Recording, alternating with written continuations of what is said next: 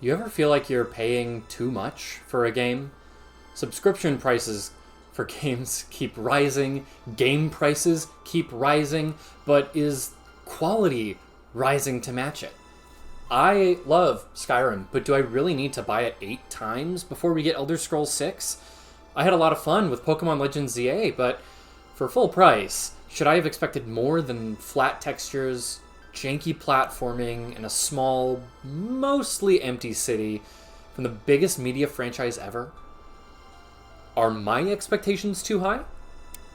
Or maybe it's not about the money for you. Well, not entirely about the money. Maybe a series or a franchise you care deeply about, something that's been a part of your life for a long time, takes a turn that you can't support anymore. Do we need a Search for Gollum movie? Will Winds of Winter ever release, or will we just keep getting spin-offs? Will that one creator ever release another video, or are they just going to be a Twitch streamer forever now? Is what you're getting out of something worth the time and attention you put in? Of all the things to talk about this month, this got to me. Well, as far as gaming news is concerned. I could be talking about Pokopia, which is fantastic, by the way. I could be talking about the script that I was already over halfway through writing before this news dropped. Instead, I'm here to eulogize, to talk about the death of a game and the end of an era. I'm here to talk about the death of RuneScape. Alright, that might sound a bit hyperbolic. The game's still running strong with thousands of paid players, right? Also, how many times has RuneScape died? There was the whole removal of free trade and wilderness PvP, then the evolution of combat, Squeal of Fortune, Treasure Hunter, and so on and so forth. And yet, the game's kept going strong. Also, a lot of those changes were rolled back, right? Even then, that all applies to RuneScape 3 and not old school RuneScape, right? Right? For those that don't know, RuneScape 3 is the current modern version of RuneScape, with all its fancy graphics, orchestral soundtrack, voice acting, microtransactions, etc. Feels almost like any other MMO at this point. Old school RuneScape is kind of like WoW Classic. It's an older version of the original game from, I think, August 2007, that was then re-released as a separate game mode accessible using your same main game account. It brought some things from later versions of the game, like the Grand Exchange, but overall this was almost like an alternate timeline. Some old quest series that hadn't been complete by the split were revamped in old school style in later updates. Some storylines even play out way differently than their RS3 counterparts. The point is, while RS3 was riddled with weird monetization, microtransactions, and daily/weekly tasks, old school players felt like their version of the game finally went back to the things people liked about RuneScape. I was one of those players. I played a lot of RS3, even had a quest cape for a while, up until Curse of Black Stone, since I didn't really like the Elite Dungeon content. I maxed several skills, the works. I moved onto old school on my own for a bit, took a break for a bit, then got back into the game when one of my brothers started playing with friends. Got my quest cape in old school, started working on learning bosses, did a couple of raids, and even tried out Deadman mode once.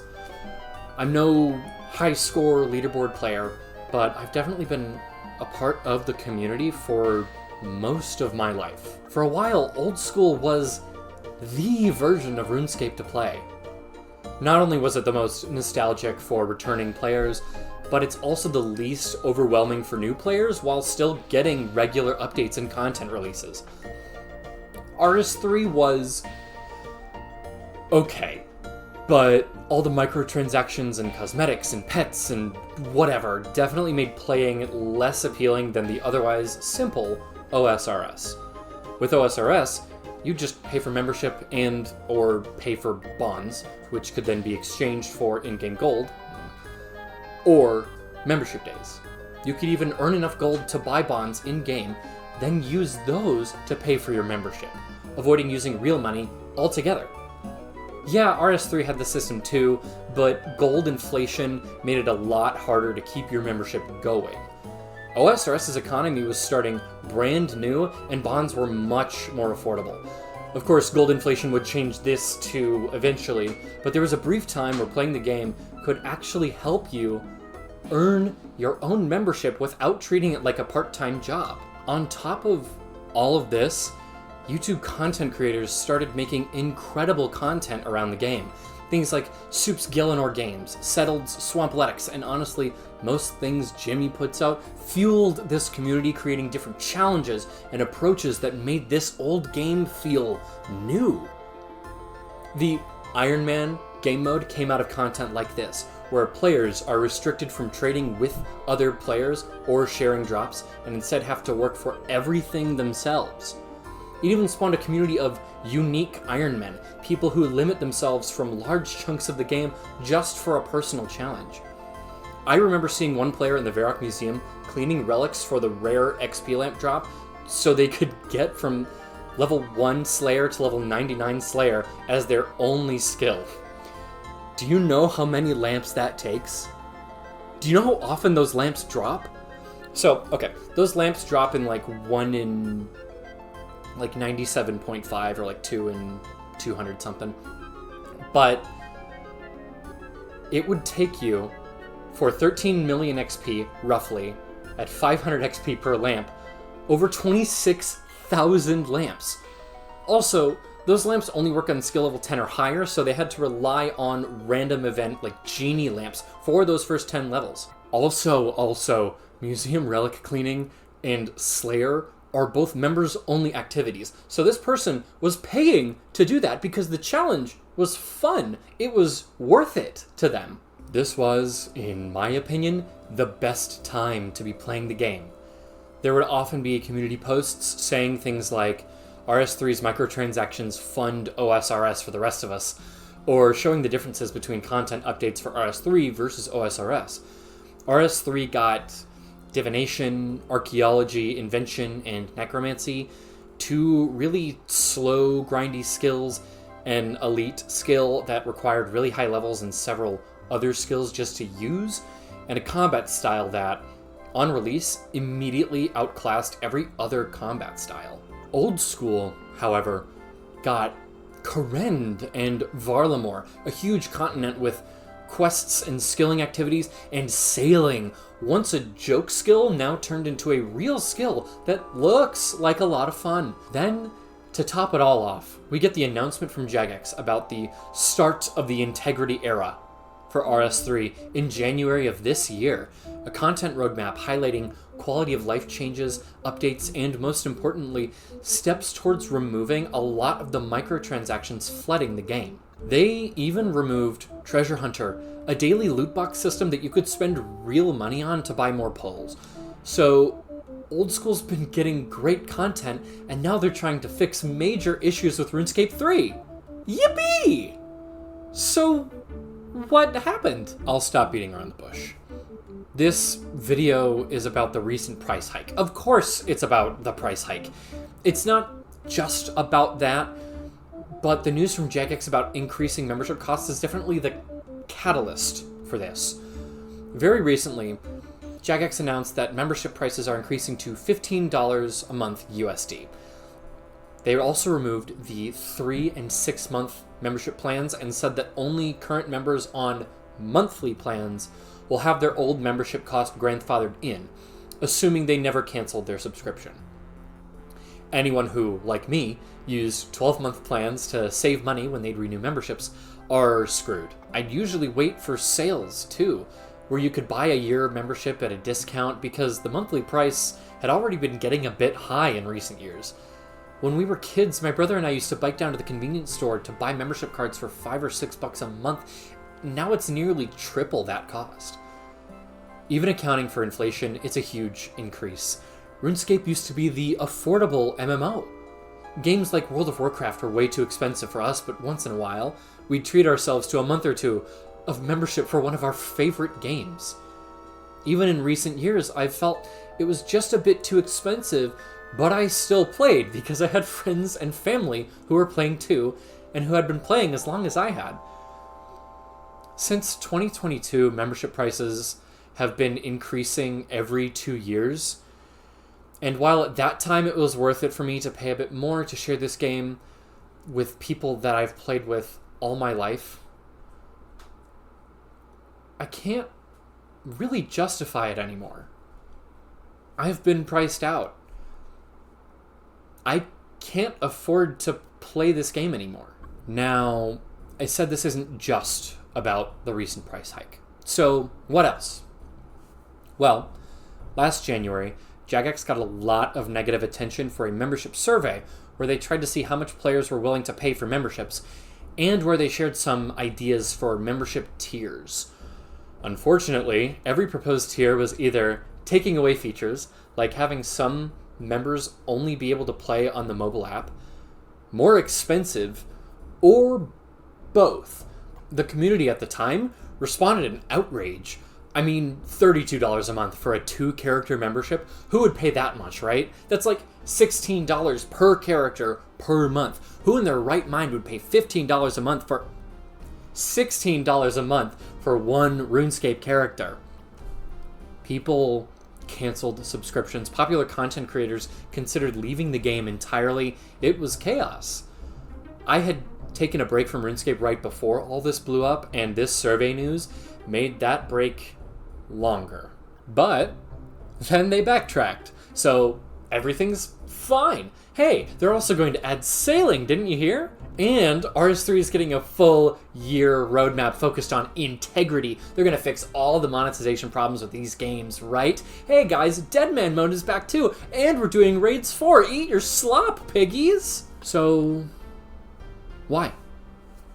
We don't really know for sure. Maybe Jagex is going to use the extra money to make the game even better, right? That's gotta be it. It's either that or, I don't know, some private equity firm controlling Jagex is just milking as much money out of the company and its player base as they can before they sell off the scraps. But that would be crazy. Since when have private equity firms ever done anything like that? And so goes the cycle. RuneScape pisses off the community. Outrage ensues. Jagex tries to walk it back a little bit, dangles some cool content in front of our faces, waits for the heat to die down, implements the bad changes anyway. You can argue that $15 isn't that bad if you want. Please, defend the multi-million-dollar company. But for me, the increase and the pattern of this kind of behavior is finally too much. I'm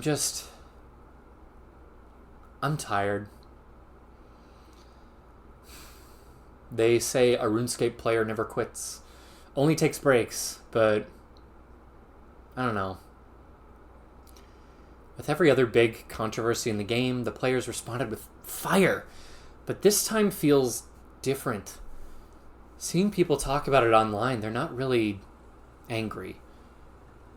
They're mourning. This game that's been a huge part of their lives, of my life, keeps beating them down over and over, but they've spent so long playing that it's hard to walk away. I still love the game. Some of my favorite creators on here are RuneScape creators. I use RuneScape music in my videos. I even have the official cookbook. There's a map of Gielinor hanging in my living room right now. RuneScape's been a part of my life for almost 2 decades now. I love the game. But I can't support it anymore. Not with my money. Not like this. Okay. Is RuneScape dead? No. Not yet. Honestly, I doubt this price hike will kill the game. Enough people will keep paying for this, keep telling companies that this way of treating your community is okay enough not to burn it all down. But, for me, the memory of what this game was to me and the hope of being able to see the game that way again, that's dead. That's what I'll mourn. This part of my life, this work that shaped my taste in games, media, hobbies, etc. is over. How do you move past all of that? When J.K. Rowling started attacking trans people online and in legislation, soiling the reputation and memories people had with Harry Potter, how did that community move on?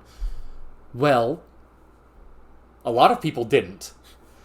Rowling's still a billionaire. Hogwarts Legacy made a whole lot of money. They're making the books into a new TV series. That franchise isn't dead, but the love, the memories, the cherished moments so many people had with it are forever tainted. Obviously, the RuneScape situation isn't the same as Harry Potter, as far as I know. I don't think Harry Potter can be salvaged. Do I think RuneScape can be salvaged? Maybe? Am I going to keep playing it, telling them, oh, this time you'll lose my money, but then keep forking over the membership cost regardless? Rewarding them for it? No. My last membership already ran out months ago, and I haven't renewed. I wanted to try sailing. I was excited for it. I was telling myself this was another break. Year of integrity, right? So, I guess this is goodbye. Goodbye to a game I've loved for 19 years. Forever? I'm not sure, but for now, RuneScape is just not worth it anymore. Even if I could afford it. How do you move on from the loss of something that's been this important to you for this long? I guess I'll figure it out. But hey, maybe if y'all like, comment, and subscribe enough, I'll suddenly get all that YouTube money, and then the price hikes won't be an issue, right? On a serious note, I would love to know your thoughts, whether it's about the RuneScape situation or this kind of thing happening to you with another property, be that a game, a series, anything like that. Anyways, goodbye. And thanks for watching.